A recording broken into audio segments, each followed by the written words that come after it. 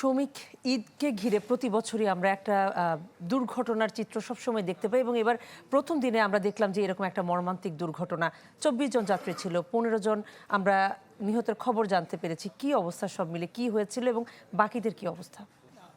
আজকে যে দুর্ঘটনাটি ঘটেছে টাঙ্গাইলে, এটি মূলত বলা যায় যে দেশের বিভিন্ন প্রান্ত থেকে উত্তরবঙ্গে যারা ঈদের ছুটিতে যাত্রা করেন, এবং আপনি জানেন যে আজকে ঈদের ছুটির প্রথম দিন এবং প্রথম দিনেই বড় দুর্ঘটনা ঘটেছে। তার অন্যতম কারণটি হচ্ছে যারা নিম্ন আয়ের মানুষ, বিশেষ করে উত্তরাঞ্চলের যে সকল জেলাগুলো রয়েছে সেই জেলার নিম্ন আয়ের মানুষগুলো ঝুঁকিপূর্ণ যাত্রায় আসলে বেশি শরিক হন।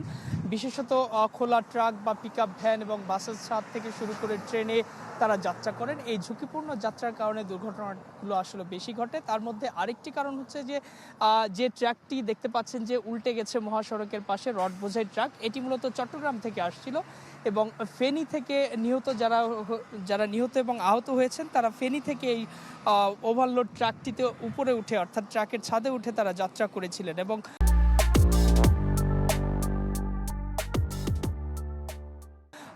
এই চট্টগ্রাম থেকে ছেড়ে এসে দীর্ঘ সময় চালক গাড়ি চালিয়েছে, বা বলা যায় যে এখান পর্যন্ত আসতে তার কমপক্ষে ১২ থেকে ১২.৫ ঘন্টা লেগেছে। এবং এই ১২.৫ ঘন্টা যে নিরবিচ্ছিন্ন ভাবে ট্রাকটি চালিয়েছেন, তাতে আসলে খুব স্বাভাবিকভাবে বিআরটি এর যে ল বা আইন রয়েছে তাতে ৬ ঘন্টার বেশি চালানোর নিয়ম নেই, তিনি তার দ্বিগুণ চালিয়েছেন।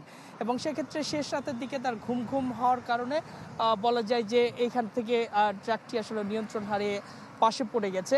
যেহেতু ভোর রাতের দিকের ঘটনা, গাড়ির চাপ বেশি ছিল না, অন্য কোনো কারণ নেই এখানে দুর্ঘটনা ঘটার, সেক্ষেত্রে বলাই যায় যে তিনি ঘুম ভাব আসার কারণে আসলে নিয়ন্ত্রণ হারিয়েছেন।